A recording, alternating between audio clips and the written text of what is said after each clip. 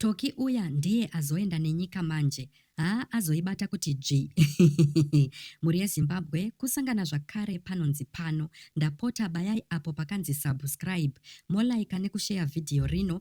Izvi zvinotibatsira kuti risvike kure.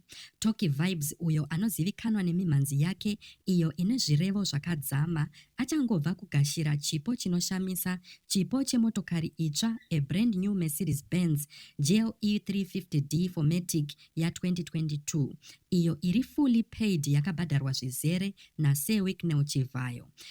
Ndizvozvo, Sir Wicknell is making waves again. This guy is trending literally every day. So mune chimwe chirevo chake chemoyo, Sir Wicknell vanyora kuti makorokoto makuru kwauri Tocky Vibes. Ndapota enda unoona Victor. Go and see Victor ku Exquisite Cars paMazoe Street. Motokari yako itsva 2022 Mercedes Benz is ready for collection and fully paid for.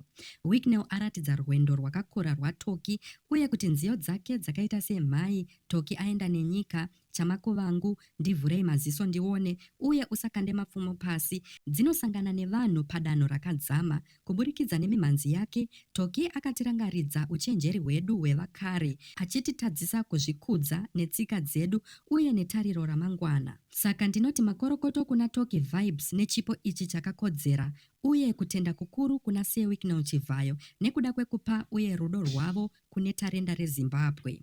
Tocky uya waenda nenyika hwezvoko, nhasi ave kufamba nemotokari yemhando yepamusoro-soro. Zvinotendwa.